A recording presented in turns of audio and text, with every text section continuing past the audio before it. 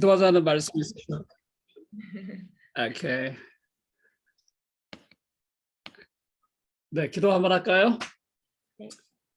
하나님 감사합니다. 또 이렇게 일찍부터 여러 곳에 있는 많은 주에 사랑하는 성도들이 같이 자리를 함께 했습니다. 하나님, 오늘이 절기상 고구입니다.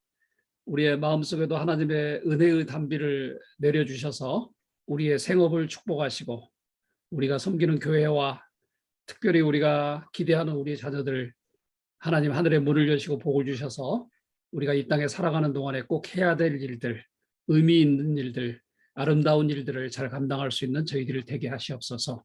우리가 잠깐 스쳐 지나가다 만나는 관계이지만 순간의 만남이 우리에게 깊은 여운을 남길 수 있도록 하시고 우리 평생에 서로 간에 기억이 되고 추억이 되고 역사가 되는 시간 되게 하시옵소서. 감사하며 예수님의 이름으로 기도하옵나이다. 아멘.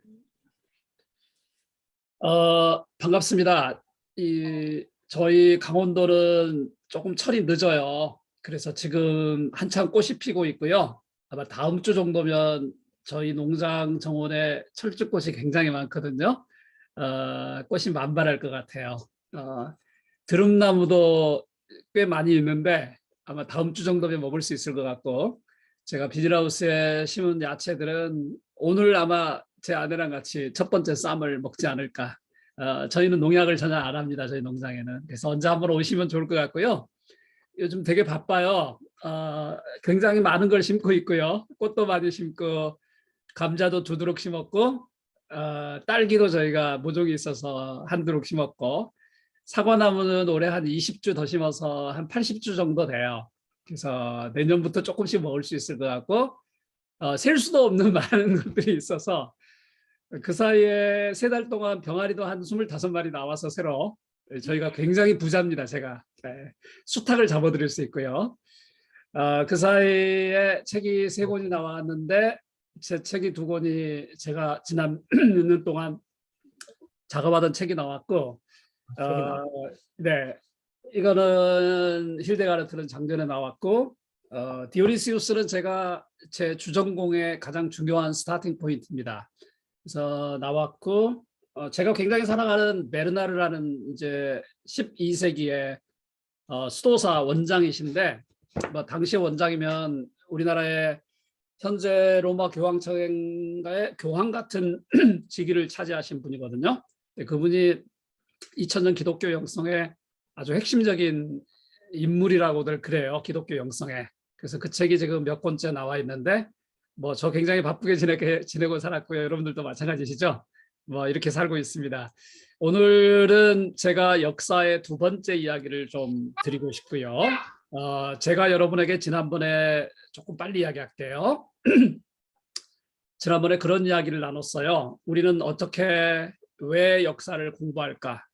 단순히 말장난이 아니잖아요. 그러니까 암체어 스칼라들이 아니잖아요. 책상에 앉아서 지식을 모으고 공유하고 그 정도의 수준에는 사실 1차적인 역사잖아요. 그게 땅에 떨어져서 생동감을 일으키고 사람을 바꾸고 세상을 바꾸는 게 사실은 역사거든요. 그럴 때 우리는 역사를 왜 공부할까? 어떻게 해야 될까에 대해서 저 나름대로 한번 말씀을 나눠봤습니다. 그리고 여러분에게 그런 과제를 주셨는데 바쁘셔서 많이 안 하셨을 것 같아요. 지난 개인의 또는 우리 가족의 개인사 중에서 가장 기억에 남을 만한 것이 어떤 것인가를 제가 숙제를 내드렸는데, 평생 동안 한번 숙제하시면 좋을 것 같아요.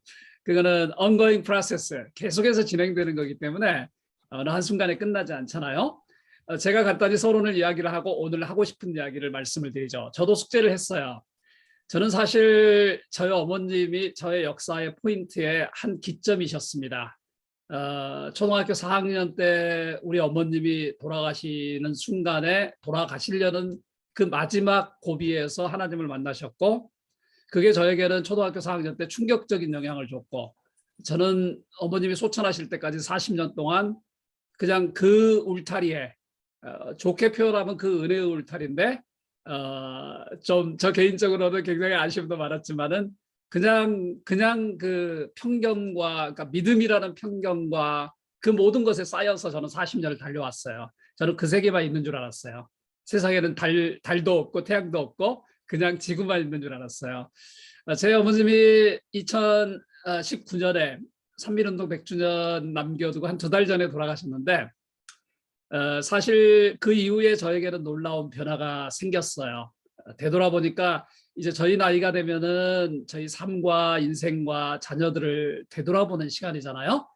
저는 어떻게 보면 40년 동안 제가 거기 있었지만 여러분들 굉장히 보수적인 분들도 많고 신앙이 독실하신 분들인데 오해가 될 수도 있지만 제가 그렇게 그냥 편하게 설명을 했어요. 신학과 몽환적 비전과 사역에 제가 40년 동안 갇혀 살았던 것 같아요.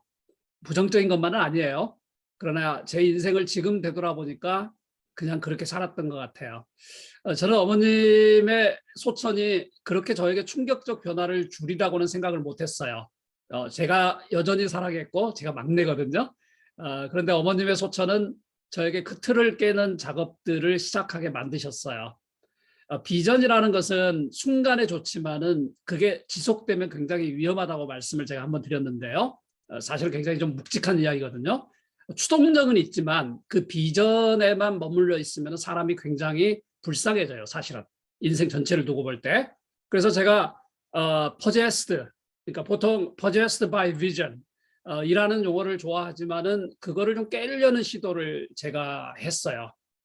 그러면서 제 자신을 되돌아보니까 저는 평생 선민적 우월의식에 갇혀서 살았던 것 같아요. 좀 죄송하지만 똑똑했어요. 남들은 뭐 저는 전혀 천재가 아닌데 어려서부터 늘 잘한다 잘한다만 듣고 살았기 때문에 정말 어려운 환경에서도 기록들을 남기면서 살았는데 그게 결과적으로 굉장히 우월감과 선민적 의식을 주었더라고요. 그러니까 되돌아보면 제가 사람들한테 잘 못해요. 좀 더 포근하게 해야 되고 좀 더 겸손하게 해야 되는데 말은 그렇게 하는데 제가 그런 삶을 살 수가 없는 구조였더라고요. 그래서 그게 보이기 시작했어요. 예수를 믿는다는 게 뭘까? 그러니까 최고의 신학을 공부하고 수많은 논문을 발표하고 했어도 결국은 예수님이 누구일까라는 근본적인 질문에 제가 도전을 받았고 그게 어머님의 소천이라는 하나의 작은 계기였어요. 지금 되돌아보니까 예수님을 우리는 자꾸 덧칠하는 것 같았어요. 저 개인적으로는 덧칠, 뺑기칠하는 거죠. 화장을 하고 우리는 생얼굴을 못 보는 거잖아요. 그래서 농담 삼아 그런 이야기가 있더라고요. 사람을 생얼굴 보기는 되게 힘들대요. 코로나 때문에 마스크까지 썼잖아요. 나중에 벗고 보니까 아내가 바라던 사람이 아니고 남편이 바라던 얼굴이 아니어서 이혼한 경우도 되게 많았대요. 농담 삼아서. 우리의 신학이 그랬던 것 같고 저의 신학이 그랬던 것 같아요. 벗어나고 싶었어요. 그러니까 신학이라는 울타리, 늘 남들에게 강요하고 내가 억지로 살았어야 되는 그 삶에서 벗어나고 싶었어요. 그게 지금의 삶이에요. 어떻게 보면 예수님은 늘 거기 계셨더라고요. 지금도 막 울고 계시고요. 기뻐하시고요. 어린아이 같이. 그 예수님을 저는 재발견하고 싶었어요. 아마도 제가 이 시골 농장에 살면서도 날마다 한두 시간씩 노동을 하면서 제가 느끼는 흙과의 싸움이 우리 어머님 소천하시고 나서 저의 인생을 근본적으로 바꾸는 계기가 됐어요. 그렇다고 제가 예수님을 떠날 건 아니고요. 그렇다고 제가 기도를 안 할 건 아닌데 제가 믿었던 예수님을 좀 이렇게 해체하는 작업들, 어려운 말로 우리는 후기 구조주의 사회에 살고 해체주의의 영향을 받고 살잖아요. 근데 그 디스트럭처리즘이라는 해체주의가 반드시 나쁜 건 아니잖아요. 그게 지금 21세기 기독교, 한국 기독교에 아마도 해당되지 않을까. 그 싸움에서 지면은 기독교는 만불짜리 기독교로 끝나는 거예요. 그 고민은 아마 우리가 다 공유하고 있기 때문에 우리가 역사를 하지 않을까. 그러니까 여러분 같은 경우는 되게 그냥 제 선입견은 굉장히 보수적이고 굉장히 어떤 의미에서는 펀더먼털 하시고 어떤 의미에서는 그렇게 살려고 무던히 애쓰시는 분들이에요. 좋은 거예요. 하지만은 우리가 세상을 무시할 수 없고 지금 우리에게 요구되는 디스트럭처리즘, 어떻게 보면 우리가 다시 한번 근본적인 예수를 만나는 작업에 이 역사가 도움이 돼야 되지 않을까. 그건 우리의 과제인 것 같아요. 오늘 이야기를 들어갈까요? 저는 사실은 어떻게 보면은 가장 미안했던 게 어머님의 소천 이후에 제 가족의 발견이었어요. 가족의 발견. 그러니까 제가 50년 동안 제 삶을 살아본 적이 없는 것 같아요. 가난에 쪼들려서 그리고 좀 먹고 살만하니까 남들 쫓아다니는 삶을 살았어요. 저는 20대 후반은 김진홍 목사와 함께 중국과 북한에 목숨을 걸고 제가 하버드 유학 가는 것보다 그 일을 더 했었고요. 만 6년 동안의 그 황금기 같은 유학 생활은 분당중앙교회 인재양성원을 제가 책임지느라고 공부를 하는 건지 장학재단을 운영하는지 모를 정도로 살았어요. 한국에 와서 10년 동안 소록도 하고 소냥홀에 미쳐 있었죠. 그 다음에 뭐 한무선 작업들, 브루스헌트, 그냥 인터넷 치시면 수많은 자료들이 뜰 거니까 영상과 함께 장기력, 그 다음에 오늘 말씀드리고 싶은 스코필드. 그냥 하나의 주제가 거의 5년, 10년 단위로 굉장히 많은 일들, 역사를 만들어가는 일들이 있었지만은 정작 제 자신이 누구인가, 그리고 내 가족과 사랑하는 아내를 돌볼 시간은 없었던 것 같아요. 그런 충격을 어머님의 소천이 주었기 때문에 역사라는 것은 어떤 하나의 작은 계기, 전혀 예상을 못해요. 나비 효과잖아요. 그러나 조금씩 시간이 지나고 나면은 앵글이 X축과 Y축이 점차 벌어지잖아요. 그러면서 엄청난 파급 효과를 미치는 것 같아요. 저는 스코필드를 어떻게 접하게 됐냐면요. 사람은 의도해서 되는 게 아닌 것 같아요. 제가 한국 기독교의 카톨릭과 개신교의 고문서들을 정리하고 이거를 영어와 외국어로 번역해서 전 세계에 내보내겠다라는 걸로 한국 고등신학 연구원 키아츠를 시작했는데 책이 한 100권에서 100 몇십 권에 이르게 됐던 시점에 저에게는 선교사들을 정리하는 시리즈를 시작을 했고요. 그 중에 하나가 스코필드라는 인물이 보였어요. 뭐 이름은 듣고 알잖아요. 3.1운동. 그러니까 21세기, 20세기의 한국 기독교나 한국 사회를 연구하는데 필수적인 두 항목은 일제라는 주제와 그 다음에 반공, 즉 공산주의라는 주제잖아요. 그 주제 중에 한 주제를 묵직하게 자리하고 있는 게 스코필드였는데 저는 역사학자니까 원자료를 정리하고 뭐 이걸 다양하게 해제하고 설명하고 이런 작업을 어느 시점에 스코필드를 하게 됐어요. 그런데 마치 그때 화성에 은혜의 동산교회라고 이규현 목사님한테 제가 후원금 좀 달라고 간 게 10몇 년 전이었어요. 처음에. 저는 뭐 앵벌이 전문가이기 때문에 전국에 돌아다니면서 우리가 이런 일 하니까 조금 도와주세요. 뭐 5만 원, 10만 원씩이라도 좀 도와주세요. 지금 네네 감사합니다. 그렇게 돼서 만나게 된 게 10몇 년 전이었어요. 그래서 책을 내다가 보니까 그리고 나서 책을 내는데 자꾸 이제 스코필드 작업을 하는데 정운찬이라는 이름이 자꾸 떠요. 정운찬. 제가 서울대 다닐 때 되게 히트쳤던 양반이거든요. 이분이 굉장히 민주화에 앞장섰고 한때는 대선 후보로도 뭐 논의가 됐던. 근데 그때 제가 전화를 드리고 제가 이 책을 내는데 당신의 이름이 자꾸 나오더라. 도대체 무슨 일이냐 그랬더니 제가 선생님 사무실을 찾아갔는데 처음 만났는데 그 바쁜 장관이 한 50분을 저를 붙들고 설명을 하시더라고요. 제가 왜 스코필드에게 영향을 받게 됐는가. 그게 계기가 돼서 이제 제가 본격적으로 그쪽 요청을 받고 스코필드 일을 하게 됐고 그리고 2016년에 스코필드 박사님이 한국에 오신 지가 100년이 됐어요. 그때 이제 제가 사무총장을 만나서 캐나다 정부, 한국 정부, 한국의 여러 기관들 우리 기념사업회에서 일이 좀 진행되게 됐고요. 오늘 지금 보여드리는 잠깐의 슬라이드는 바로 그 내용들의 연장선상이었어요. 아침이니까 무거운 이야기보다는 제가 슬라이드를 준비했는데 한번 보실래요? 그냥 책만 넣어놨는데 역시 학자 티를 못 벗어나는 것 같아요. 영상도 많고 뭐가 자료가 되게 많고 저도 아침에 일찍 일어나서 제가 네이버나 구글링을 좀 했더니 저 굉장히 바쁘게 같이 살아왔더라고요. 나중에 시간 되시면 한번 플레이 하실래요? 뭐 그냥 스코필드 스코필드 치면 다 나와요. 자, 가장 중요한 사건이 이 사건이었어요. 저기 박스에 들어있는 게 100년 만에 세상에 공개되는 원자료들입니다. 스코필드 박사님이 직접 쓰신 1,200만 원 주고 제가 사왔고요. 바로 이 양반이 고문서를 이렇게 수집하고 판매하시는 저기 양반이신데 런던에서 어느 식당에서 007 시리즈처럼 둘이 만나서 제가 문서학자이기 때문에 자료를 검토하고 저희가 1,200만 원 드리고 저희가 사왔습니다. 그 이유가 뭐냐면 스코필드 박사님이 한국을 굉장히 사랑하셨는데 100년 전에 한국에서 당시의 세계 문화의 중심이 영국이었잖아요. 뭐 미국도 있지만 영국에 보낸 영국의 칠드런스 매거진이라는 잡지사 그 잡지사가 아동 월간지를 한 달에 50만 부씩 출간하던 곳이었어요. 상상을 해보세요. 아동 잡지를 50만 권씩 영어로 출간하는 게 보통 일이 아니잖아요. 그곳에 이 원고를 보냈는데 출간이 안 된 거예요. 그리고 이 원고가 이제 중요하다고 생각해서 이분이 한국 정부하고 정운찬 선생님에게 계속해서 이 자료를 사가라고 말씀을 하셨는데 아무래도 전문가들이 아니다 보니까 그냥 안 하셨더라고요. 그래서 제가 사무총장이 되고 나서 바로 이 일을 시작해서 첫 번째 작업이 이 원자료 100년 만에 소개한 자료입니다. 내용은 나중에 말씀드릴게요. 그 다음 한번 볼까요? 좀 빨리 지나갈게요. 역사라는 건요. 일단은 마음, 직관에 의해서 마음이 움직이면 떠야 됩니다. 현장으로.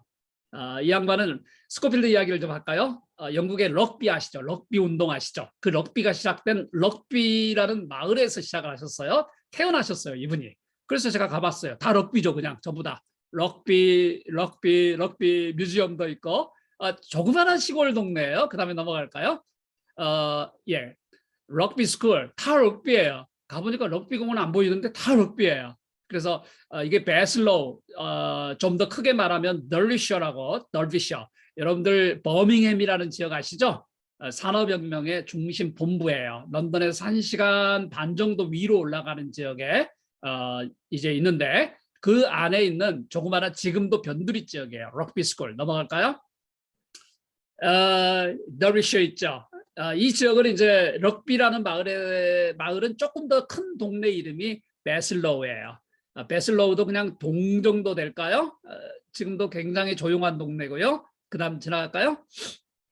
예, 이게 지금 오늘날 모습입니다. 그러니까 100년 전에는 좀 더 작았겠죠? 지금도 되게 아기자기하고요. 제 스타일이에요. 제가 유럽을 한 200개 도시 정도 제가 탐험을 했는데 전형적인 그냥 시골 마을. 네, 아주 시골풍이죠. 넘어갈까요? 베슬로우입니다, 여기가. 스코필드의 아버지께서는 이 클리프 칼리지, 당시에는 뭐 대학도 그냥 대충 비인가 신학교였겠죠. 클리프 칼리지에서 성경을 가르쳤어요. 신학과 구약을. 근데 누구를 가르쳤냐면 당시에 그러니까 유럽은 여러분들 가보시면 알겠지만은 유럽은 주로 어떤 뉴스거리가 아프리카거든요. 중동, 아프리카, 유럽이에요. 그런데 이 지역에서 아프리카라든지 동유럽권의 선교사들을 내보내는 선교사 훈련 기관으로 시작된 곳이 클리프 칼리지예요. 의미 있죠, 아주. 그러니 무슨 돈을 제대로 받겠어요? 선교사들 관련된 일하는 사람 치고 월급 받아온 사람 거의 없죠. 예나 지금이나 마찬가지예요. 그러니까 집에 항상 돈이 없었어요. 그리고 뭐 남들 후원 받아서 가르쳤고 클리프 칼리지의 옛날 지금 모습인데 이거는 지금 모습이에요. 1904년에 세워졌죠. 아마도 그전에는 비인가였을 거예요. 그래서 보세요. Christ for all, all for Christ. 우리가 전부 다 익숙한 신학적 구절들이죠. 여기에서 아버지가 교육을 시키고 자식들에게 신경 쓰는 것보다는 늘 다른 선교사들 데려다가 집에서 이렇게 밥 대접하는 게 일이었어요. 그런데 되게 중요한 게요. 이때 어린 스코필드가 처음으로 동양인 한국인을 만납니다. 그의 이름이 여병헌이었어요. 우리가 역사책에 나와요. 이 여병헌이라는 사람이 이쪽에 유학을 와서 이곳에서 공부를 해요. 그리고 스코필드는 그 여병헌이 누군지 모르지만 전혀 생소한 사람이잖아요.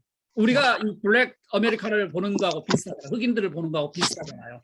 근데 그 경험이 결국은 나중에는 그 순간의 경험인데 나중에 한국에까지 와서 깊은 여운을 남기지 않았는가 하는 게 제 생각이에요. 넘어갈까요?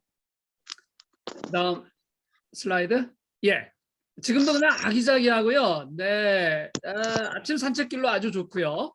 그냥 우리나라는 자꾸 새 건물이 많이 들어오잖아요. 근데 유럽에는 옛날 것을 그대로 복원시키는 게 문화니까 우리하고 좀 다른 문화죠. 넘어갈게요. 이 동네입니다. 그냥 곳곳에 제가 이런 분위기를 좋아해서 사진을 많이 찍어서 오래간만에 제가 한번 정리해 봤습니다. 넘어갈게요. 네, 이거는 조금 신식 건물인데 제가 묵었던 기숙사였던 것 같아요. 제가 가니까 학교 측에서도 되게 배려를 많이 해주셨고요. 그 다음에 넘어갈게요. 네, 근데 이제 식당은 좋더라고요. 학생 식당이에요. 학생 식당인데 그때가 마치 아마 버케이션 중이었던 것 같아요. 그래서 먹을 게 없어가지고 넘어갈게요. 예, 이거를 제가 비싸게 사 먹었어요. 거의 막 그냥 한 끼 먹기엔 좋은데 영향이 안 되더라고요. 넘어갈게요.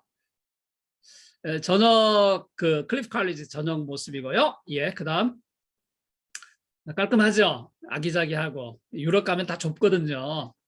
이렇게 제 잠자리였습니다. 넘어갈게요. 이게 영국풍이죠. 영국은 땅덩어리가 대단히 크진 않는데 산이 많지 않기 때문에 이런 평야 지역, 이게 베슬로우 지역입니다. 아마도 스코필드 선생님은 자전거를 굉장히 좋아했거든요. 나중에 소아마비에 걸렸는데도 이 양반은 자전거를 타고 막 수원까지 자전거 메고 가잖아요. 이런 분위기가 아마 영향을 미치지 않았을까. 넘어갈게요. 동네마다 이런 성당들 굉장히 많죠. 그냥 그게 역사예요. 예, 넘어갈게요. 영국에 가시면 여러분들 꼭 드시겠지만은 칩스 앤 프라이스 되게 맛은 사실 없어요. 이 사람들 굉장히 막 튀기잖아요. 까맣게 튀겨서 먹는데 간 김에 저도 먹어봤고요. 넘어가야죠. 자, 제가 말씀드렸던 제가 구입해 왔던 원자료입니다. 이 자료는 당시에 아모레 퍼시픽의 서경배 회장님이 연구 기금을 1억을 주셨어요. 제가 프로포절을 쓰고 참 고맙죠. 그러니까 이게 모든 게 일이 되려면 순간인 것 같아요. 그러니까 저가 여기에 합류하기 전에도 수많은 사람들이 우리 서울대 교수님들 중심으로 일을 많이 하셨는데 어쨌든 제가 사무총장으로 합류했을 때 참 고마운 분들이 많았어요. 그러니까 아모레 퍼시픽에 저는 아모레 퍼시픽 화장품 쓰지 않거든요. 근데 회장님이 1억을 후원해 주셔서 이 자료를 살 수 있었던 거예요. 아니 어떻게 작은 기념사업회가 무슨 1,000만 원짜리 자료 하나를 사요? 이 자료는요. 설명을 드릴게요. 스코필드 박사님이 당시에 한국의 상황을 누구보다도 빠삭하게 기록한 홍보관이셨어요. 홍보관. 정리를 너무너무 잘하는데 이분이 역사하셨어요. 제가 보니까. 이분은 수의학자였는데 어떻게 이렇게 할 수 있지? 나도 못하는 일을. 타이핑하면서 불편한 몸으로. 이 왼손을 못 썼어요. 소아마비로. 오른 다리를 못 쓰고. 그 상태에서 한국의 당시의 일제강점기 3.1운동 때 당한 억압과 그다음에 우리의 주장과 일본의 반응을 300페이지 정도에 달하는 글로 남긴 거예요. 그 글의 제목이 The Unquenchable Fire예요. 꺼지지 않는 불꽃. 근데 이 원본을요. 당신이 세브란스에서 교수하면서 이 밑에 복사지를 깔아가지고 두 부를 만들어요. 두 부를 300페이지에 달하는 작품을. 그리고 이게 당시 조선 사람들, 우리 한국 사람들의 요구와 일본의 행위와 만행과 그 다음에 억압과 핍박을 종합해서 다룬 원본 문건이에요. 문건인데 이게 다 사라졌어요. 지금. 그래서 이 작품이 지금 제 마지막 장 15장이 들어가 있는 원본이에요. 22페이지. 그리고 이걸 구하러 갔는데 사실은 100년 만에 뜯어보지도 않는 자료가 있어요. 그 이야기는 조금 이따 할게요. 넘어갈게요. 사실은 2016년에 스 박사님께서 스코필드 박사님이 한국에 내한했을 때 저희가 참 바빴어요. 그리고 캐나다 정부하고 한국 정부, 서울시 정말 많이 도와주셔서 우리가 캐나다 정부하고 트리도 총리 배려에 의해서 스코필드 박사가 캐나다의 중심 인물, 그러니까 국가 인물로 이렇게 작업이 됐어요. 국가 인물이라는 이수신 정도 되는 분이에요. 그래서 캐나다 정부가 기려야 되는 인물로 저 플레이트 보이죠 가운데 그게 박사님이 공부하시고 가르치셨던 구엘프 대학에서 가서 이제 세워졌어요. 그 현판식도 그때 했고요. 넘어갈게요. 그리고 당시에 그러니까 참 역사라는 것은 순간인 것 같아요. 캐나다의 연방 의원 의장 네 분과 장관들이 와가지고 같이 기념을 했고요. 덕분에 저희가 현충문에서 좋은 사진을 하나 남길 수 있었습니다. 넘어갈까요? 네, 뭐 캐나다 총리 다음으로 국가의전서열 2위죠. 국회의장이니까 연방의장이니까 와서 스코필드를 많이 저희가 나누게 됐고요. 넘어갈게요. 예, 당시에 문재인 대통령은 못 오시고 여러분들 뭐 저희가 정치인을 좋아하지는 않지만 국가에서도 우리나라에서 예를 차렸어요. 예를 차려서 비서실장이 와서 대통령 대신에 낭독하고 스코필드를 이거는 이제 한참 뒤의 이야기고요. 그때는 박근혜 정부 때는 저희가 청와대 들어가서 참 그 감동적이었던 게 스코필드가 메인이었어요. 그러니까 국가유공자들이 많이 오셨는데 청와대 영빈관에 다 채울 정도로 오셨는데 당시에 박근혜 정부 때 대통령과 그다음에 이렇게 여러 저희는 이제 2번 테이블에 앉아 있었어요. 그래서 당시에 스코필드를 그러니까 좌가 됐든 우가 됐든 정말 중앙 정부에서도 관심을 갖게 되는 계기가 됐고요. 넘어갈게요. 지금은 뭐 여러 이유로 소천하셨지만 박원순 시장도 많이 도와주셨고요. 캐나다 대사도 굉장히 많이 협조를 많이 했습니다. 넘어갈게요. 거의 다 이제 왔네요. 그리고 이제 박 시장이 돌아가시기 전에 저희에게 선물을 준 건 아니에요. 저희가 이렇게 열심히 일을 하다 보니까 돈이문 박물관에 기념관을 하나 장기 공유할 수 있도록 서울시에서 배려를 해서 그래서 스코필드 기념관이 지금 돈이문 한 중심부에 지금 놓여 있습니다. 예, 다음 넘어갈게요. 저희가 뭐 아담하지만 작아요. 예전에 판자촌들이었거든요. 근데 이곳을 그쪽을 발전시키면서 기부 체납을 했는데 이것을 박물관 마을로 만드셨던 거죠. 그리고 그 중에 일부가 스코필드 기념관에 건물 한 채가 지금 쓰여지고 있죠. 넘어갈게요. 스코필드 장학재단을 제가 사무총장으로 하고 있다는 건 여러분들이 아실 건데 참 그때 고마웠던 분이 캐나다의 피터 정 회장님이셨어요. 코람데오 파운데이션인데 그분의 첫 아들이 사실은 불치병으로 죽어요. 20살 무렵에. 이 이야기예요. 조셉이라는 이야기예요. 죽는데 아버님 장로님은 여기에 많은 생각을 하셔서 아들을 기념하는 재단을 만드셨고요. 여러분 사랑의 교회 가면은 조스 테이블이라는 카페가 있을 거예요. 그거를 만드신 분이에요. 그리고 그분이 지금 우리 돈으로 한 100억짜리 재단을 하나 만드셨고요. 그거는 100% 선교사들의 자녀, 목사들의 자녀, 선교사들, 기독교인들을 지원하는 재단입니다. 거기에서 저희가 1년에 1억 정도 후원을 받아서 지금 장학재단을 운영하고 있습니다. 넘어갈게요. 그다음 가운데 외국인이 그 장학재단의 실무 최종 책임자고 옆에 닮은 두 양반이 회장님의 자녀들이에요. 제일 가에 있는 분이 목사님이고요. 그다음에 지금 장학재단 전체 운영을 그 옆에 있는 둘째 아들이 지금 진행하고 있고 저희가 의사결정은 저희 이렇게 모여서 저희들이 줌으로 회의해서 지금 하듯이 간간히 회의해서 한국 쪽 재단의 기금은 저희가 보고를 하고 있습니다. 넘어갈게요. 장학재단은 2016년에 100주년, 그러니까 스코필드 박사님이 한국에 온 지 100년 만에 제가 울산에서 청소년들하고 한 500명 모여서 정운찬 선생님하고 제가 그 토크쇼를 하고 왔는데 오는 길에서 둘이 결정을 한 거예요. 제가 그런 말씀을 드렸죠. 스코필드 할아버지가 70이 돼서 한국에 다시 돌아오셔서 11년 동안 마지막 인생을 13살, 14살 먹은 아이들에게 성경을 가르치고 말씀을 나누면서 인생을 마쳤어요. 그중에는 돌아가신 김근태 의원이 있었고 정운찬 13살 어린이가 있었던 거죠. 우리가 행사도 좋은데 그런 모습을 재현하면 어떨까 하는 이야기를 제가 드렸어요.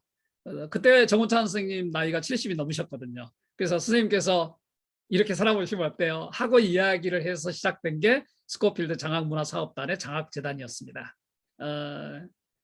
참 감사한 게 정우찬 선생님을 제가 지금 7년 동안 같이 일하고 있는데 소박하셔요. 정치적으로는 굉장히 날카롭고 예리하신데 학문적으로도 굉장히 소박하셔요. 그래서 제가 7년 동안 한 번도 저를 이렇게 기분 나쁘게 하신 적이 없어요. 그건 제가 좀 배워야 될 시점이었어요. 그래서 저희가 지난 5년 동안 학생들을 데리고 이렇게 여러 가지 장학 프로그램들을 해왔습니다. 넘어갈게요. 뭐 저희 조용조용히 제가 꼭 필요한 이야기들 아이들도 바쁜데 저희가 불러서 이런저런 이야기 지금 뭐 알겠어요. 그냥 뭐 피곤할 수도 있겠죠. 근데 나중에 시간이 지나면 얘네들이 뭔가 깨닫지 않을까요? 넘어갈게요. 사실은 제 아버지 산소도 잘 가지 않는 사람인데 참 바쁘게 돌아다녔던 것 같아요. 그냥 전체 화면 띄워주실래요? 제가 이야기를 좀 정리해 나갈게요. 그냥 많은 영상과 사진 자료가 있기 때문에 오늘 한번 돌아봤습니다. 오래간만에 저도 영국에 갔던 이야기들 되돌아봤고요. 스코필드 인생의 4단계로 짧게 말씀을 드리는 게 어떨까 해요. 제가 여러분들 책 다 보내드릴 거거든요. 주소 다 모아주세요. 지혜 선생님. 제가 한 팩씩 보내드린다고 말씀드렸죠. 아직 주소가 안 왔어요. 지혜 선생님 것밖에 안 오고요. 그래서 그냥 돈 안 받을 테니까요. 제가 선물로 다 보내드릴게요. 스코필드 책들은. 그래서 주소 주시는 대로 제가 발송하겠습니다. 5월에 가정의 달에 보내도록 할게요. 아이들하고도 좀 읽었으면 좋겠고요. 돈도 많이 버셔서 저희 키아츠도 좀 나중에 후원해 주시면 돼요. 그거면 그냥 끝이에요. 자, 스코필드 인생의 4단계. 제가 A부터 Z까지 이야기하는 것은 의미가 없어요. 제가 보내드릴 책에 다 담겨져 있고 이미 너무나 많은 영상과 돼 있기 때문에 아마 메가스터디 영상은 제가 안 올렸던 것 같은데 따로 보내드릴게요. 저희가 서울 역사박물관에서 전시를 하는데 메가스터디 담당자가 와서 이런 분의 영상을 세계에 내보내야 된다고 하더라고요. 협조 좀 해달라고. 그래서 저희가 왜 협조를 안 하겠어요. 뭐 뭔가 방송, 국회 방송 뭐든지 다 협조를 하는데 근데 당신들이 7분짜리 영상을 만들었어요. 메가스터디에서. 그리고 그거를 거의 한 7개 국어인가 6개 외국어로 다 번역을 해서 전 세계에 내보냈어요. 근데 저희는 하나도 돈을 안 들었죠. 굉장히 잘 만들었어요. 메가스터디가 하니까. 이게 역사가 아닌가 하는 생각이 들어서 오늘 스코필드 이야기를 했던 겁니다. 하나의 작은 사건이. 그러면 그 작은 사건들이 뭐였을까? 삶이라는 게 그렇잖아요. 나는 뭐가 돼야 되겠다라고 하는 거는 별로 의미가 없잖아요. 하다 보니까 정말 지금은 깨닫지 못했지만 그 작은 순간, 모먼트. 아까 카이로스 말씀하셨죠. 어떤 분 카이로스 들어 계셨죠? 예, 크로노스하고 카이로스라는 개념 교회에서 귀가 아프도록 들었잖아요. 그러니까 일상적인 시간의 흐름은 크로노스라는 그리스어예요. 그러나 특별한 어떤 미닝풀한 모먼트는 카이로스라는 개념이잖아요. 그 순간이 인생을 지배하잖아요. 결국 인생을 디렉트하잖아요. 자, 그런 인생의 키포인트는 스코필드에서 어떤 거였을까? 그래서 뜻과 정신으로 본 스코필드라는 부제를 붙여서 간단하게 제가 맥을 좀 짚어드리려고 해요. 말씀드렸지만은 스코필드는 영국 태생 캐나다인이었습니다. 당시 스 박사님이 젊은 시절을 보낼 때는 영연방이었고 캐나다가 지금처럼 독립국가가 된 것은 1950년대였어요. 굉장히 놀랄만하죠? 우리는 옛날부터 캐나다가 있었던 걸로 아는데 영연방으로 존재했던 거지 국가로 존재한 것은 지금 70년밖에 안 됐어요. 자, 영국에서 어린 시절을 보냈는데 1889년에 태어나서 아마 1606년 어간까지 보내셨는데 굉장히 가난했어요. 그런데요, 가난도 했는데 아버지가 선교사 후보생, 목사 후보생들을 외국인들을 교육시키다 보니까 집에 돈이 있겠어요? 상상을 해보세요. 돈이 없으니까 그냥 교육도 제대로 못 시켰는데 다행히 스코필드의 누나와 형들은 똑똑했어요. 굉장히 스마트해서 돈이 없었는데도 불구하고 굉장히 잘 나갔어요. 그런데 스코필드는 그중에서 제일 머리가 안 좋은 게 아니라 공부를 못했어요. 공부를 못해서 나중에 10대가 되니까 뭘 했냐면은 남의 집에 가서 말 봐주고 청소하고 이런 걸 좀 하기도 했어요. 어린 시절에. 그러니까 아빠 입장에서 볼 때는 완전히 그냥 열받는 거 아니에요? 위에 애들은 공부도 잘하고 똑똑하고 자기 먹고서 사는데 이 막내인 스코필드는 공부에 별로 관심이 없어. 그러니 영국은 굉장히 계급 사회잖아요. 지금 여러분 아시죠? 계급 사회가 얼마나 심한지. 영국은 그 틀이 안 바뀌어요. 웨슬리 때문에 공산혁명이 안 일어난 게 아니고 영국은 교회에서 자꾸 그렇게 설교하시죠. 목사님들이 공부를 안 하시니까. 영국의 계급 사회가 혁명을 일으킬 수가 없는 구조예요. 지금도. 그러니까 영국은 옥스퍼드 출신의 영어가 다르잖아요. 평범한 사람의 영어하고. 그냥 1분만 말을 들으면 이 사람의 계급을 알아낼 수 있도록 계층 사회예요. 영국은.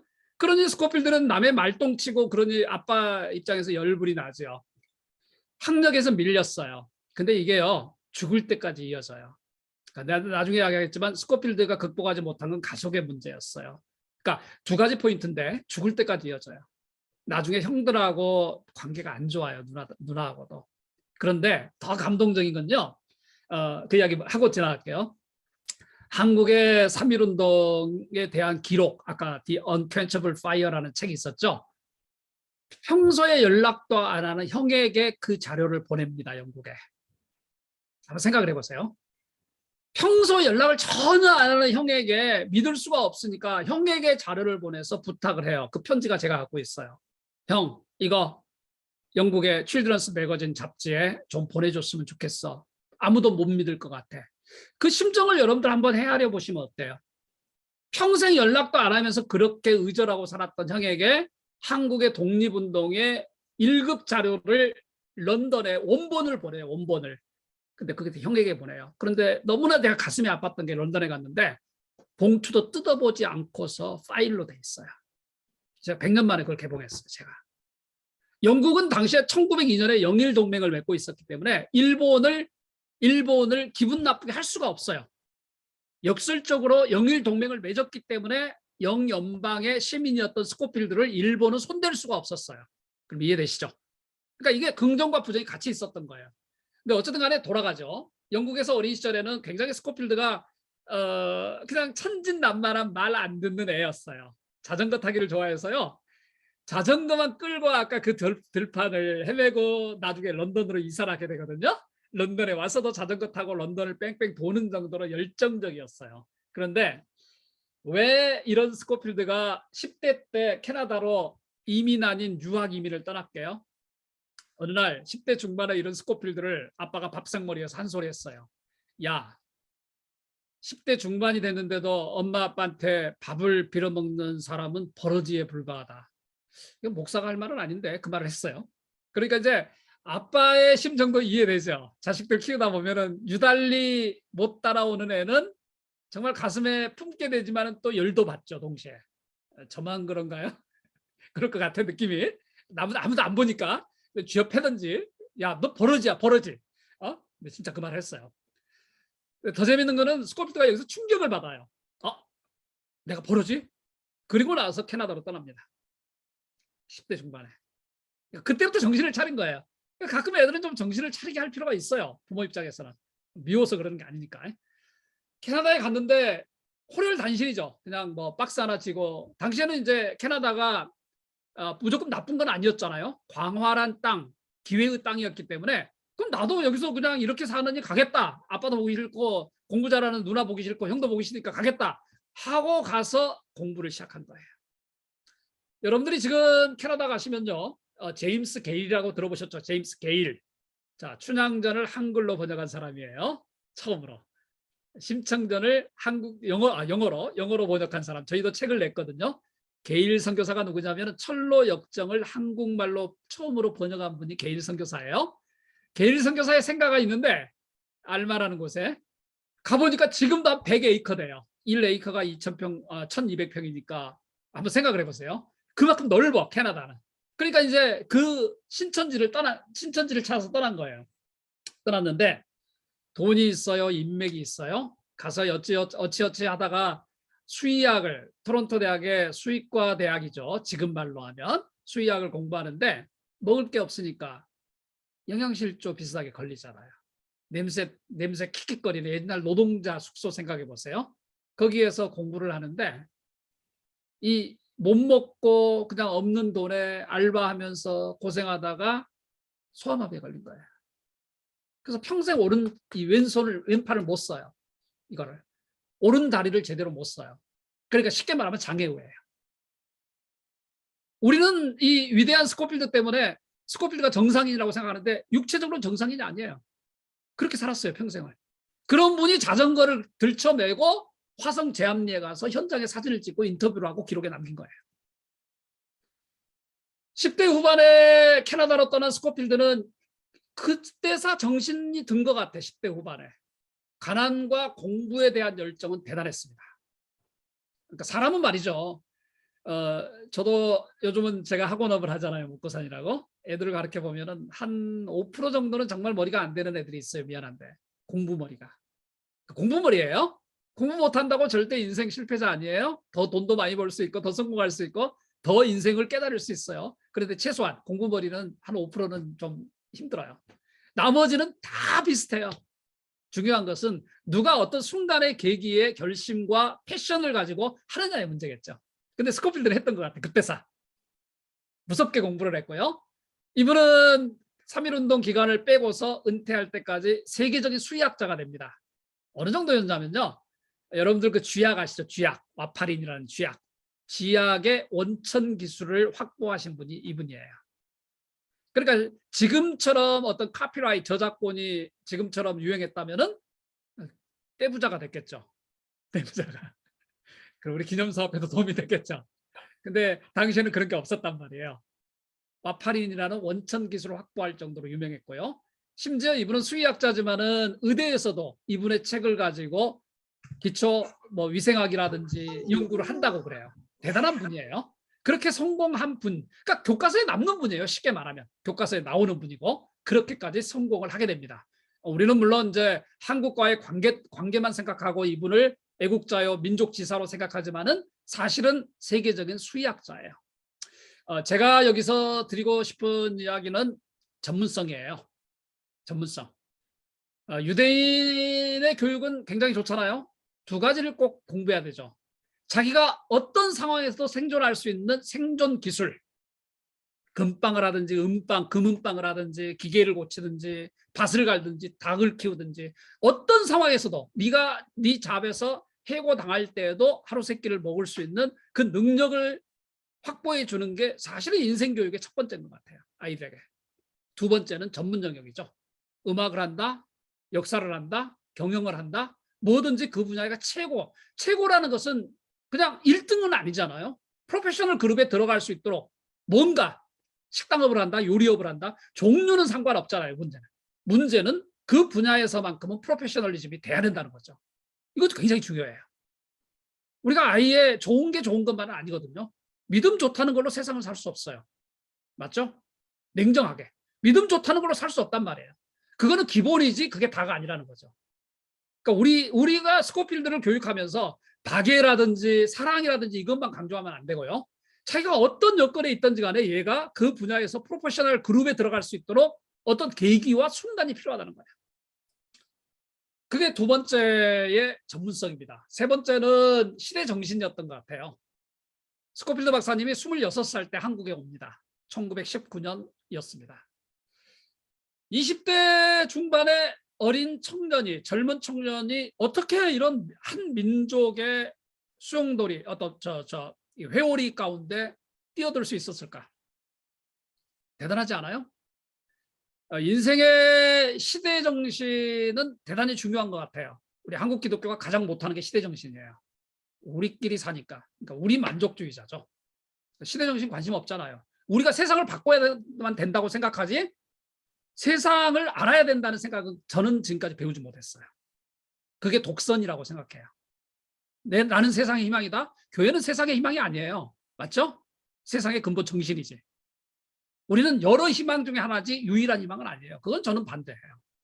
그런 정신을 갖는 건 좋은데 우리는 세상의 시대 정신을 알아야지만 그들을 섬길 수 있고 그들이 좀 더 우리가 원하는 기독교적인 모습으로 갈 수 있다고 생각해요.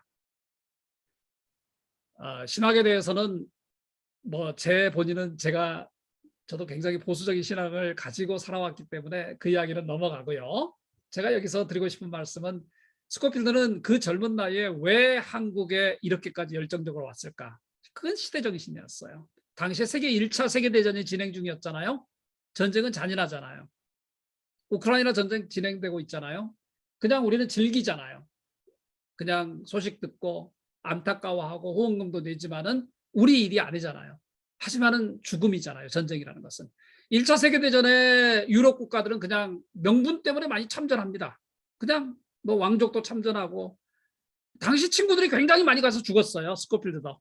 전쟁에 참전을 했고 그게 유럽의 문화였죠. 나중에 1930년대 스페인 전쟁도 마찬가지, 내전도 마찬가지였고 그냥 의로운 전쟁에 참여하는 겁니다. 국제의용군처럼.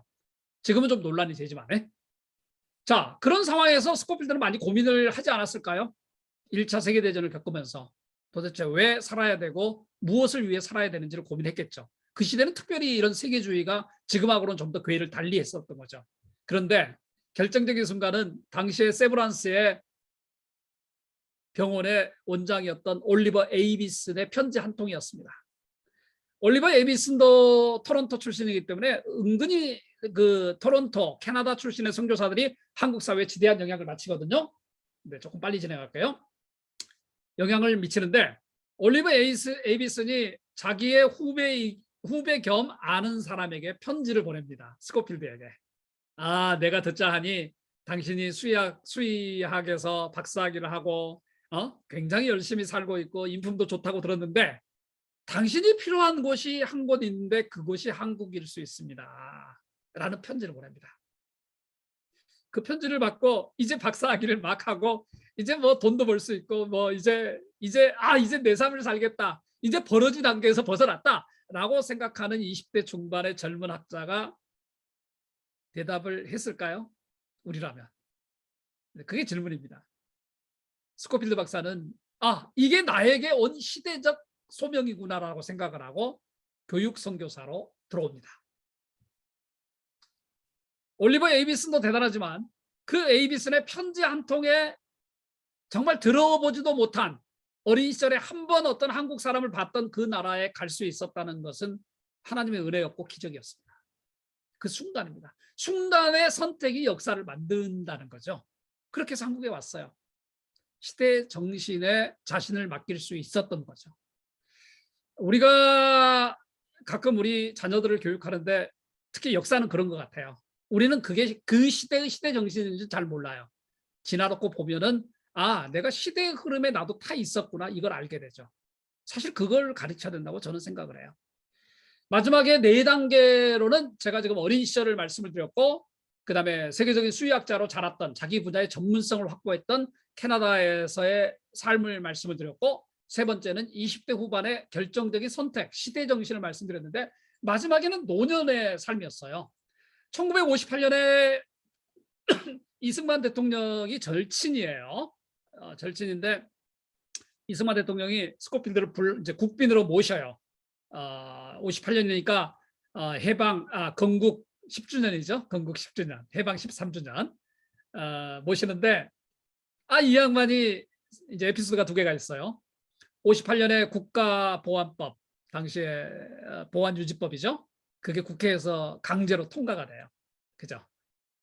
그걸 보더니 도착을 했는데 탱크가 막 여의도에 있고 군인이 여의도에 있으니까 당장 이승만을 만나서 하는 말이 아니 당신이 민주주의를 외치고 고생한 게 엊그제 같은데 어떻게 이렇게 군인들을 동원해서 민의를 거스릴 수 있냐고 바로 그냥 밥상머리에서 한 소리예요. 친구 이승만에게.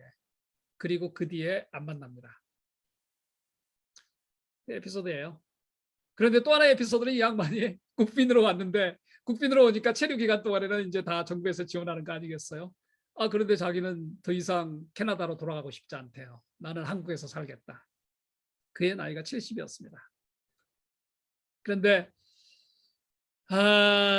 이 양반이 한국에 살겠다니까 그리고 이제 가장 먼저 서울대학교에서 이 양반이 워낙 세계적인 수의학자라 서울대 수의과대학에서 촉탁 교수, 초빙 교수죠 일종의. 뭐 교수 자리도 그냥 만들어준 거예요.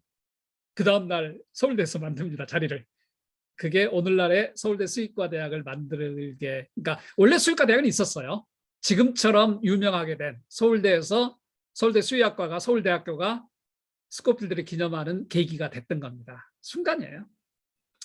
제가 말씀드리고 싶은 것은 남은 10대 그러니까 사람은 나이가 들수록 자기 삶에 책임지고 이제 대차 대조표를 완성해야 될 시점 같아요.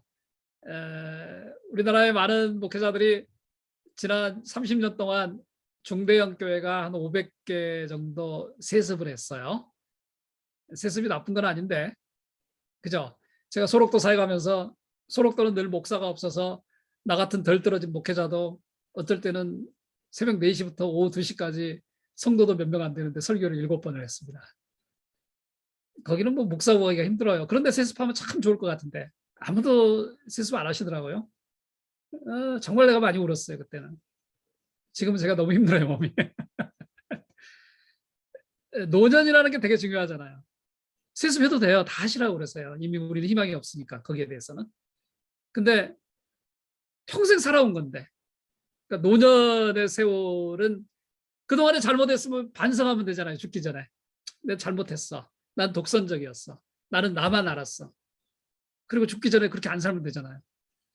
근데 이미 세습의 족쇄에 들어가는 순간 그건 끝이에요. 세습이 나쁜 건 아닌데. 제가 스코필드 박사님을 보면서 역사에 이런 완벽한 인생이라는 것은 아쉬움도 있지만 없다라는 생각을 해요. 왜? 그분은 나이 70이 됐는데 그때부터 본격적으로 젊은 시절도 마찬가지였어요. 한국에 있을 때 20대 때도 고아들을 돕습니다. 과부들을 돕습니다. 공부를 못하는 어린아이들 데려다가 너 중학교 들어가면 할아버지가 너 학비 대줄게. 그게 김근태는 좀 돈이 있었어요. 김근태 의원은. 그 아내가 지금 노원 쪽 국회의원인데 저희 행사할 때도 그 아내도 도움을 좀 주셨어요. 인 누구였는데 갑자기 기억이 안 나네요. 정운찬 어린이 돈이 없으니까 너 중학교 잘 들어가면 할아버지가 돈 줄게. 학비 대줄게. 그래서 10년 동안 학비하고 생활비를 대준 사람이 스코필드였어요. 그렇게 도와준 사람이 500명이었어요. 500명. 국내외. 그게 마지막 12년 동안의 삶이었어요. 그 할아버지는 70이 됐는데도 여전히 사회 불의에 대해서는 비판적이었습니다. 민족적 영웅이니까 그분이 한마디 하면은 언론이 싫잖아요. 대표적인 게 삼성의 이병철 회장의 이 설탕 밀수 사건이었습니다. 삼성이 지금은 세계적인 기업이 됐지만 당시에는 설탕 밀수해가지고 팔아먹고 법 어겨가면서 기업 시작했잖아요. 다 아시죠? 뭐 그때는 그 무렵이니까 우리가 어떻게 돌만 던지겠어요? 우리 사회가 아직은 규범이라는 게 이제 만들어가는 시대였기 때문에 그렇게 다 밀수해서 시작한 대기업들이었고 삼성이 특히 그랬는데 이 할아버지는 그 삼성에 대놓고 언론에 때렸어요. 아니 어떻게 한국의 큰 기업이 말이야. 그때만 해도 작은 기업이었지만 설탕 같은 걸 밀수해가지고 이렇게 팔 수 있냐고 언론에 대서 특비를 해요. 마지막까지 그러셨습니다. 굉장히 사실은 피곤한 분이셨죠. 걸리면 죽으니까 걸리면 그 정도로 깨어 계셨던 분이죠. 자기의 전문 분야를 서울대 수의학과를 통해서 있게 합니다. 있게 해요. 당시에 어떤 상황이었냐면 여러분들 요소 애양원에 가면요. 손양원 목사님이 계셨던 애양원에 가면은 예전에 이제 이렇게 그 한센인들 치유했던 골절 관련된 기기들 전시한 박물관이 있어요. 거기에 한센인 박물관이 있는데 거기 가면 되게 재밌는 이야기가 뭔지 아세요?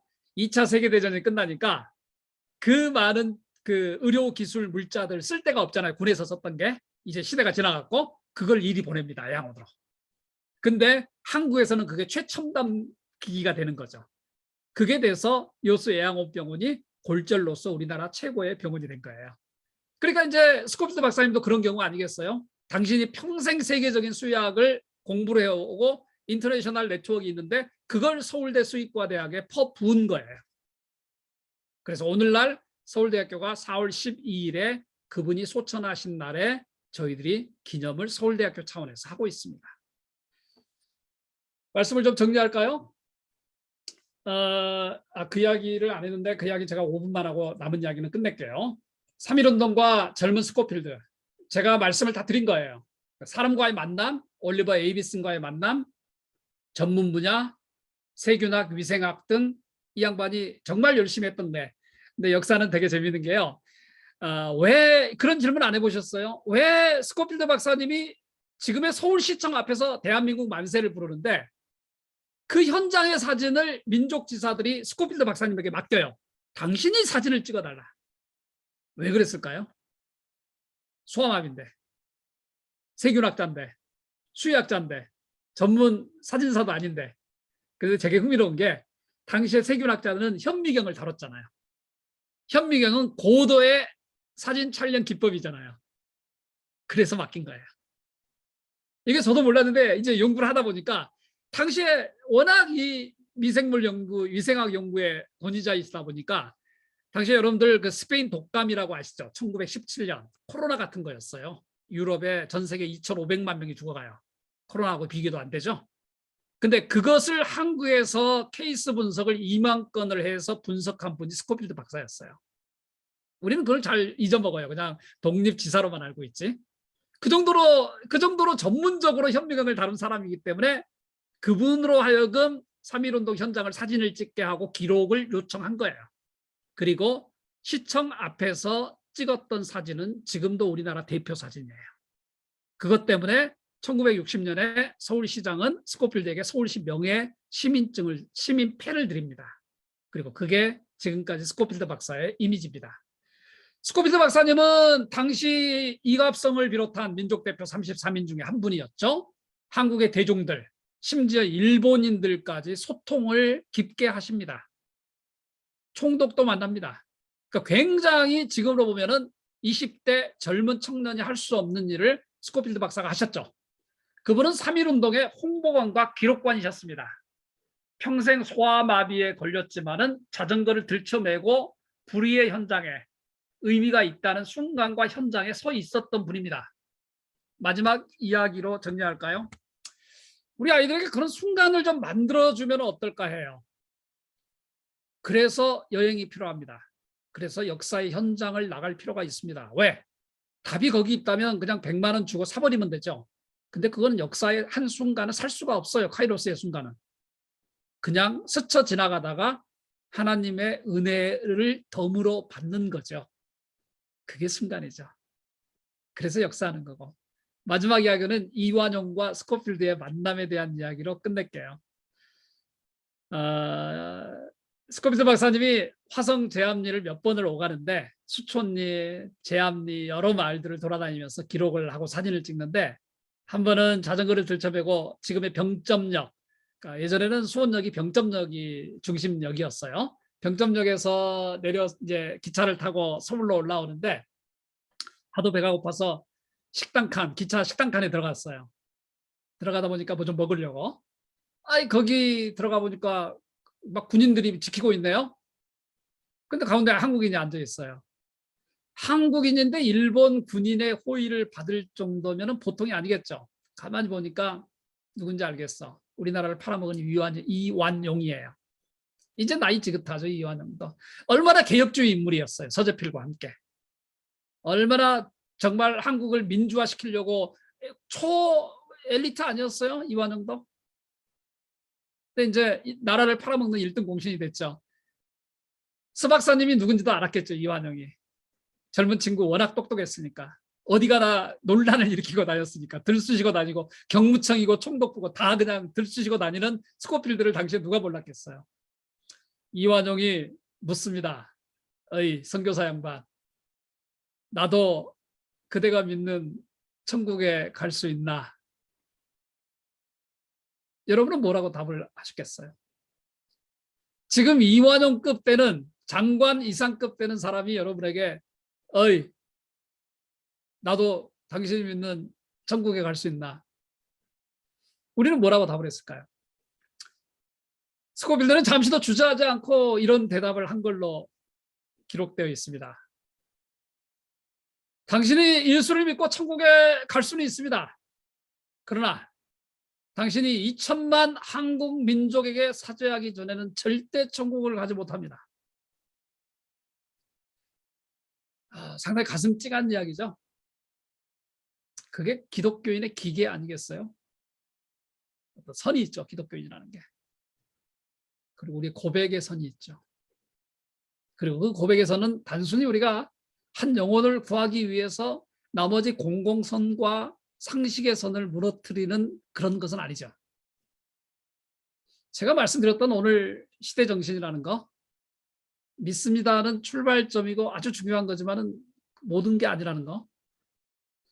우리가 어떻게 하면 보다 균형 잡힌 상식선에 근거한 진리의 기준선을 따라서 우리 아이들에게 역사를 가르칠 수 있는가? 그 질문은 우리에게 남겨져 있는 것 같아요.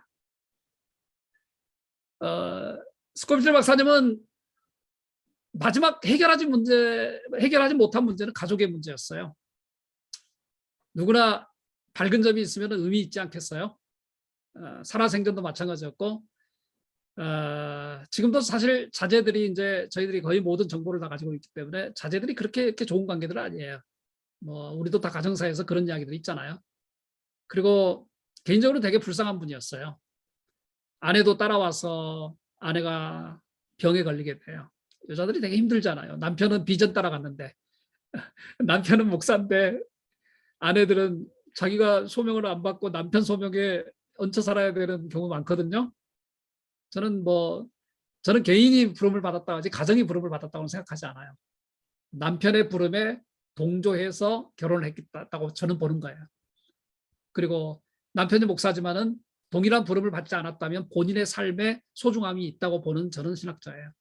여러분이 동의하지 않을지 모르지만 스코필드 박사님의 사모님도 되게 힘드셨고요. 결국은 그게 근원이 돼서 병원에서 생을 일찍 마감합니다. 그리고 스코필드 박사님은 늘 외로웠습니다. 굉장히 아버지를 존중하지만은 아버지의 사랑을 직접적으로는 받지 못했던 사람입니다. 그리고 사실은 캐나다 늘 옳은 소리를 했기 때문에 늘 남들 귀찮은 제가 살았던 인생 같아요. 남들에게 도와달라고 손을 내미는 사람이었기 때문에 어린 아이들을 기르기 위해서 이 조그마한 종이 몇 센치짜리 한국 우표값을 아끼려고 작게 잘라가지고 깨알 같은 글씨로 전 세계 친구들을 괴롭혔던 분이에요. 돈 좀 달라고, 좀 도와달라고. 그러면서 자신이 가지고 있던 마지막 몇 푼 안 되는 것도 YMCA, 고아원 다 이렇게 자기를 돌봤던 간호사 다 남겨주고 떠났던 사람. 굉장히 아이디얼하지만은 굉장히 피곤했던 분이시잖아요. 늘 외로웠습니다. 그 외로움을 저는 감사했던 게 같이 나누어주고 싶었어요. 솔직하게. 참 감사했던 거는 그중에 수많은 젊은 아이들이 시간이 지나서 그분을 기억하게 됐고 정운찬 선생님이 서울대 총장 시절에는 그냥 서울대학교 행사로 격상을 시켜놔 버렸어요. 자신이 총장 때. 그래서 늘 우리 행사에는 늘 총장이 인사말을 하거나 직접 와서 이번에도 총장이 와서 오지는 못했지만 총장이 인사를 하고 어떨 때는 서울대 부총장이 3명 있거든요. 저번에는 부총장까지 3명이 다 와서 참여해야 되는 행사로 격상을 시켰어요. 그리고 정운찬 선생님이 그렇게 수많은 사람들과 함께 할아버지를 기억했어요. 그리고 저는 뒤늦게 조인을 해서 학자로서 학문적인 정리 작업을 해줬던 거죠. 한 역사가 제자리를 찾기 위해서는 3세대가 필요합니다. 본인의 삶뿐만 아니라 그걸 기억해주고 이해할 수 있는 사람, 그리고 학문적으로 발전시킬 수 있는 사람. 그런 의미에서 제가 지난 20년 동안 한국에서 연구하고 책을 냈던 수많은 인물 중에 가장 감동적인 분이었고 우리가 역사의 하나의 케이스로 논문을 쓸 만한, 지금도 저희 연구회에서 박사 논문이 나오고 여러 가지 진행이 되고 있지만 그럴 수 있는 가장 괜찮은 기독교 인물이 아니었던가 하는 생각이 듭니다. 그래서 오늘 아침에 여러분하고 그 점을 나눴던 겁니다. 우리 자녀들에게 그런 이야기, 이제 코로나도 끝나가니까 서울에 한번 오시죠? 오시면 제가 시간 내서 뭐 하루 정도 시간 맞춰서 제가 안내할 수도 있을 것 같은데요. 같이 올 가을에는 정동거리를 좀 걸어보는 게 어때요? 저도 뭐 다 이야기 못했지만 정동 중구의 요청을 받아서 제가 유홍준 문화재청장이랑 강연도 하고 여러 가지 많은 일을 했는데 제가 나름 전문가입니다. 그래서 한번 다른 데 가지 마시고 돌담길부터 시작해서 한 4시간 정도 제가 여러분이 오신다면 제가 무료로 안내를 해드리겠습니다. 그리고 지금과 같은 수많은 이야기를 서대문 정부소에서 탑골공원까지 걸으면서 우리 아이들에게 뭘 심어주려고는 하지 말고 make them feel, 그들이 느낄 수 있는 기회를 한 번 정도 우리가 만들어줄 수 있다면은 우리가 이렇게 며칠씩 강연하는 것보다 훨씬 더 많은 영향력을 아이들에게 미칠 수 있지 않을까 그런 생각을 합니다. 자, 오늘은 여기까지고요. 제가 시간이 좀 지났지만 혹시 질문 있으면 하시고 하면 되겠습니다. 고맙습니다.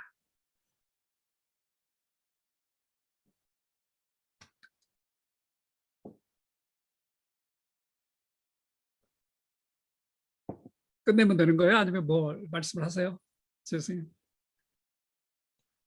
네, 질문 있으신가요? 네, 질문 있으시면 네, 손 들어서 아니면 마이크 켜고 바로 해주시겠어요? 네, 네, 없으신가 봐요. 너무 완벽한 강의여서. 네, 오늘 강의로 수고해 주신 원장님 감사합니다. 그리고 네, 그리고 저기 제 전화번호 쉐어해 주셔도 되고요.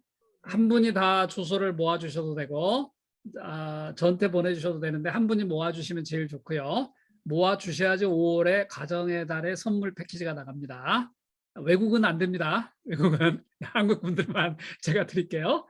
이렇게 하고 다음번에는 제 3번째 강의는 저희가 상당히 이제 숙제를 주신 분인데 제가 그러니까 아이들 일반 역사와 기독교 역사에 아이들에게 좀 도움이 될 만한 그 레퍼런스들을 좀 정리해서 역사학 방법론에 대한 이야기를 좀 하겠습니다.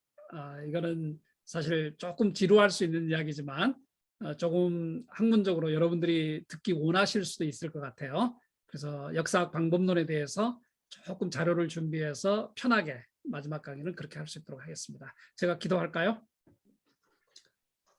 하나님 감사합니다. 이른 새벽부터 이렇게 깨워주시고 또 부족한 제가 느꼈던 스코필들을 나누게 해주셔서 감사합니다. 모두들 우리의 자녀들, 우리 주변에 있는 다음 세대들을 잘 가르치기 위해서 여러모로 애를 쓰고 있는 분들입니다. 하나님, 그들의 이쁜 마음들 받아주시고 축복해 주시고 우리가 알 수 없는 남들이 알 수 없는 수많은 어려움들이 우리 각자의 삶에 있을지라도 우리가 절망하지 말게 하시고 우리의 희망이 되시고 우리의 소망이 되신 예수님을 바라보면서 우리가 견디고 이기고 꿈꿀 수 있는 우리 모두가 되게 하여 주시옵소서. 오늘 하루도 우리의 발걸음을 축복하시고 힘차게 하시고 하나님 영광 돌리고 이웃에게도 덕을 베푸는 우리의 삶이 되게 하시옵소서. 감사합니다. 예수님의 이름으로 기도하옵나이다. 아멘. 아멘.